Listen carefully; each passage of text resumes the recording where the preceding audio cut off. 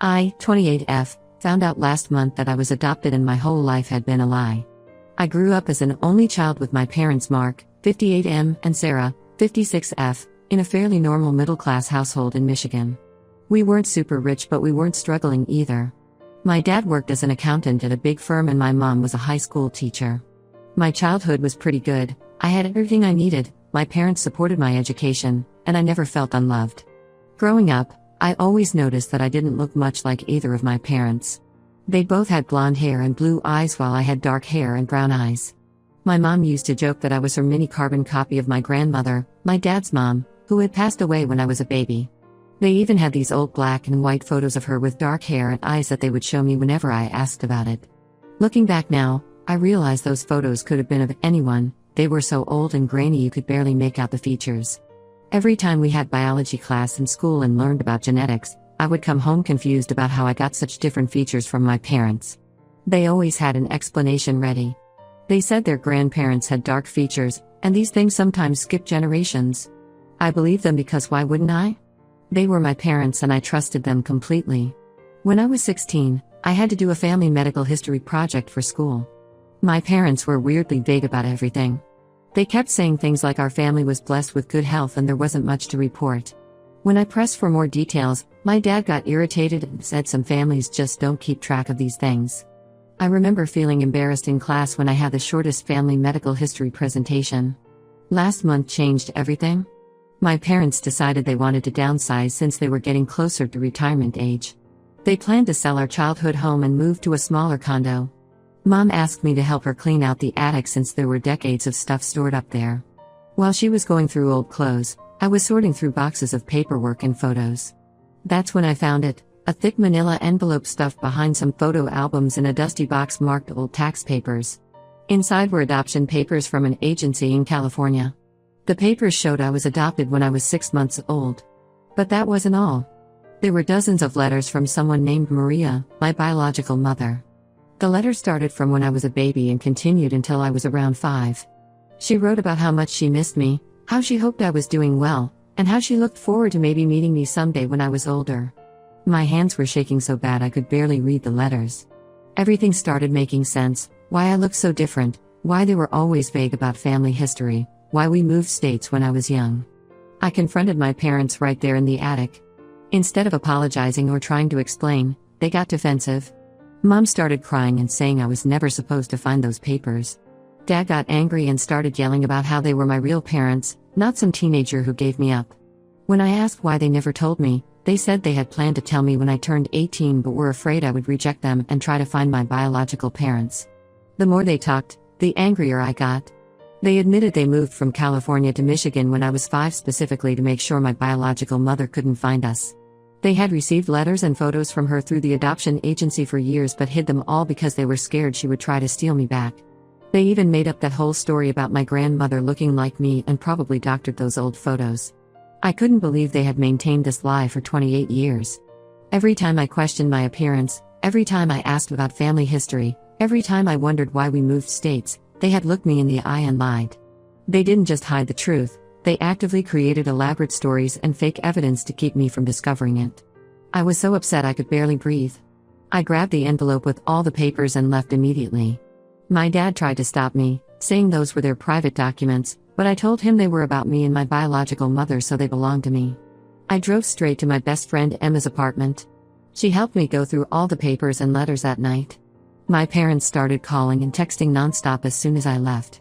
The messages ranged from angry, "How dare I take their private papers," to guilt-tripping, "After everything they did for me, this is how I repay them," to begging, "Please come home so we can explain everything."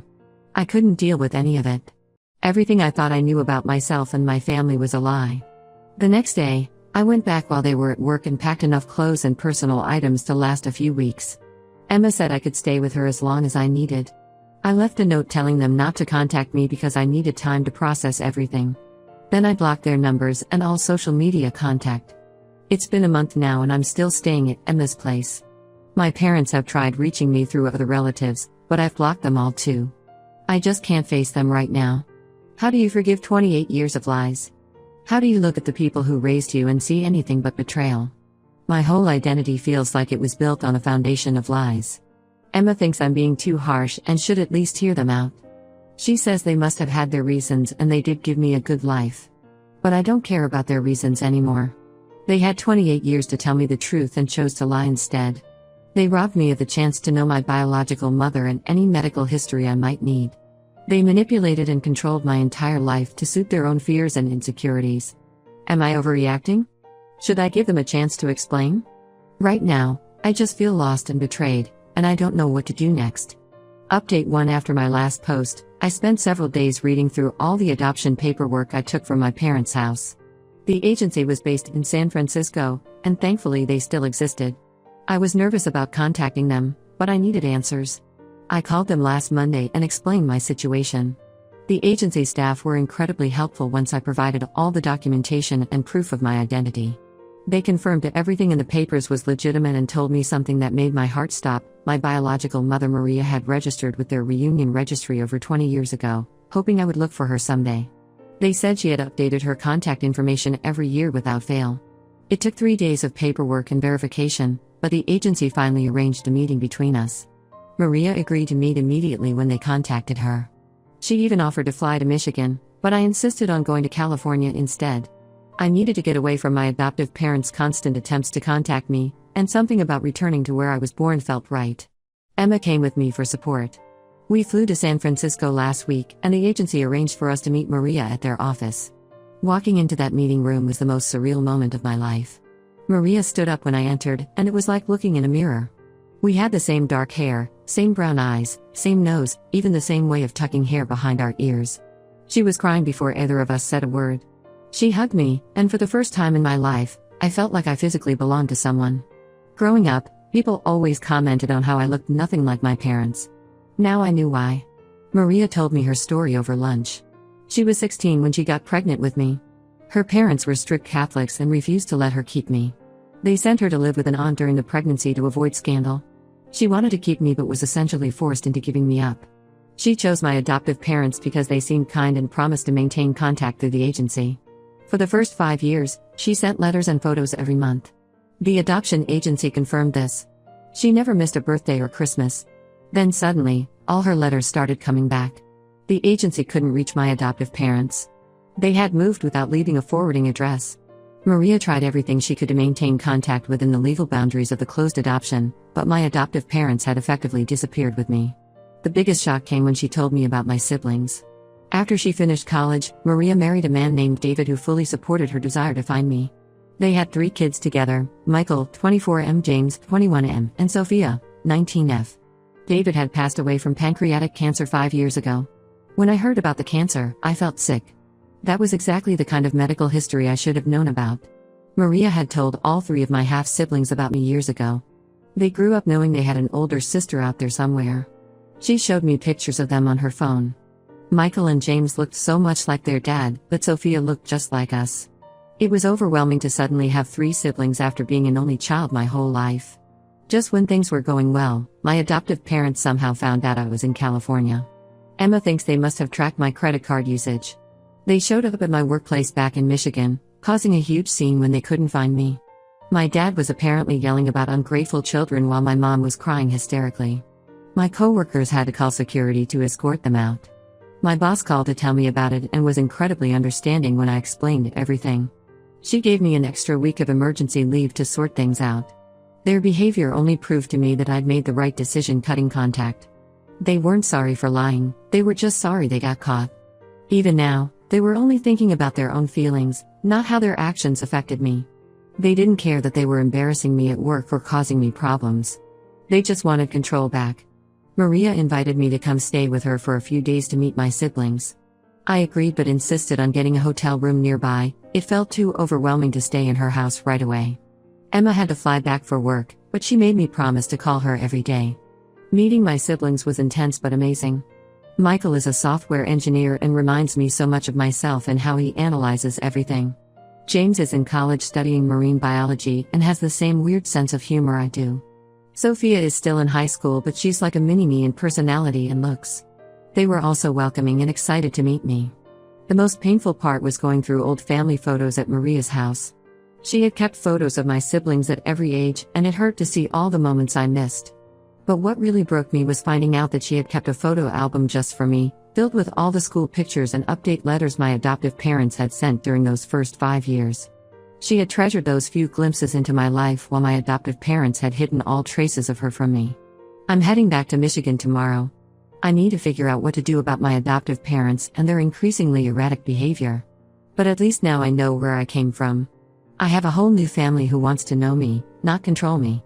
Maria gave me her mother's old recipe book and said it was always meant to be mine. It's the first thing I've ever owned that came from my biological family. I don't know what happens next, but for the first time since finding those adoption papers, I feel like I'm not alone. Update 2: Things have gotten so much worse with my adoptive parents since my last update. After I returned from California, they escalated their attempts to contact me. They started showing up randomly at Emma's apartment building, sometimes sitting in their car for hours just waiting. Emma's neighbors got so concerned about the strange car always parked outside that they called the police twice. They also kept coming to my workplace despite the previous incident with security. My boss had to threaten them with trespassing charges. They even somehow got Maria's contact information and started harassing her through phone calls and emails. The adoption agency reported them for harassment after they called the office over 30 times in 1 week demanding information about my meeting with Maria. Last week, I finally had to get a restraining order against them. The judge granted it immediately after seeing evidence of their harassment, hundreds of calls, emails from different accounts after I blocked them, messages through distant relatives, showing up at my workplace and Emma's home. The hearing was awful. My mom cried through the whole thing while my dad tried to tell the judge I was being manipulated by my biological mother. Thankfully, the judge saw through their behavior. But the worst revelation came 3 days ago. My adoptive parents' house finally sold, and they were doing final cleaning before the new owners moved in. My dad's sister Linda called me. She's the only relative I still talk to occasionally because she's been respectful of my boundaries. She helped them pack up the basement and found something disturbing. Hidden behind some old storage boxes was a large plastic tub filled with letters, cards, and photographs. They were all from Maria, sent consistently every year on my birthday and major holidays. The letters dated all the way up to my high school graduation. She had never stopped writing to me like I thought. My adoptive parents had just hidden everything. Linda sent me photos of some of the contents. There were school photos of my half-siblings with notes about how they were excited to meet their big sister someday. There were letters about family medical history, including warnings about the cancer risk from my biological father's side. Maria had even sent handmade birthday cards every year, each one saved with a little note about hoping I'd get to read them someday. My adoptive parents had stolen so much more than I realized. They didn't just hide my adoption, they actively worked to erase any trace of my biological family. All those years Maria tried to maintain a connection, tried to share important information about my siblings and medical history, and they just shoved everything in a box in the basement. I called Maria and told her about the letters. She broke down crying. She had worried for years that something had happened to me because the letters stopped being acknowledged. The adoption agency told her I was alive and well, but she couldn't understand why I never responded to any of her attempts to stay connected as I got older. Now we know, I never even knew those attempts existed. My adoptive parents tried to say they kept everything just in case I ever wanted to know about my biological family. But if that were true, why hide it all in the basement? Why not tell me about it when I found the original adoption papers? Why make up lies about Maria abandoning contact when they had a box full of proof that she never did? I've been spending more time with Maria and my half-siblings. They've been amazing through all of this. Michael even offered to help me set up security cameras at my apartment in case my adoptive parents violate the restraining order. Sophia sends me funny texts every day to cheer me up. It's strange how natural it feels with them, even though we've only known each other for a few months. Linda told me my adoptive parents are moving to Florida next month. Apparently, they finally realized I'm serious about cutting contact. Part of me feels guilty. They did raise me and give me a good life. But every time that guilt creeps in, I remember that box in the basement. I remember all the lies, the fake photos, the made-up stories. I remember them trying to make me feel crazy every time I questioned why I looked so different from them. They had nearly 3 decades to tell me the truth. Instead, they chose to lie and manipulate and control every aspect of my identity. Even now, they're not sorry for what they did, they're just sorry they got caught. If I hadn't found those adoption papers by accident, I might have gone my whole life never knowing the truth about who I am. I have an appointment with a therapist next week. Emma thinks it will help me process everything. I'm still trying to figure out who I am without the lies I was raised on. At least now I have my real family history, even if it came 28 years late. Update 3. It's been half a year since I discovered the truth about my adoption, and life has changed completely. My adoptive parents finally stopped trying to contact me after the restraining order. They sold their house and moved to Florida last month to live near my dad's sister Linda. She told me they bought a condo in a retirement community and are trying to start fresh. Part of me is relieved they're so far away now. The relationship with my biological family has grown stronger than I ever imagined possible. Maria and I talk almost every day, and my half-siblings have become a huge part of my life. Michael helped me find a better job in my field that pays more and even has an office in San Francisco, so I can transfer there if I want to be closer to them. James sends me weird marine biology facts every morning. Apparently it's a tradition he has with all his siblings. Sophia and I have weekly video chat sessions where we just talk about life, and it's amazing how similar we are despite growing up apart. I got married last month to my long-term boyfriend Tom. We had been planning a big wedding for next year, but after everything that happened, we decided to have a smaller celebration sooner. Maria walked me down the aisle, which felt absolutely right. My half-siblings were all part of the wedding party. Sophia was my maid of honor, and watching her give her speech about finally having her big sister in her life made everyone cry. The hardest part was not having my adoptive parents there. Despite everything, they raised me for 28 years. But I couldn't have them there, not after everything they did.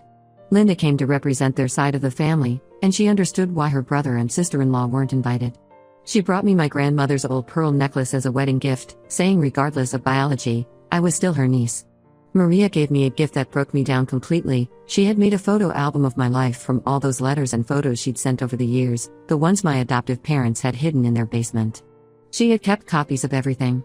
Seeing those photos side by side with photos of my siblings at the same ages was surreal. There was no denying we were family. Some days I still feel sad about losing my relationship with my adoptive parents. They weren't awful people, they gave me a good life and I know they loved me in their own way.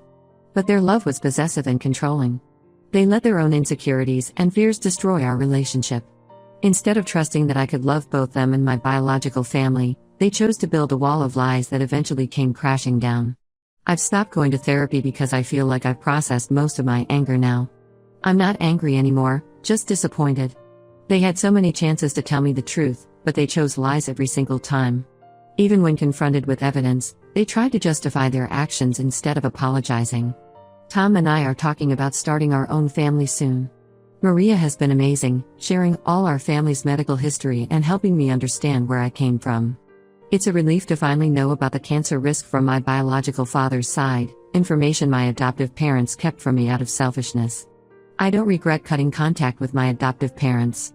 They made their choices for 28 years, and now I'm making mine. I have a wonderful new family who loves me unconditionally and accepts me for who I am. I have a husband who supported me through all of this chaos. I finally know who I really am and where I came from. Sometimes the truth hurts, but living a lie hurts more. This will be my last update. It's time to close this chapter and focus on building my new life, one based on truth and real love, not lies and control.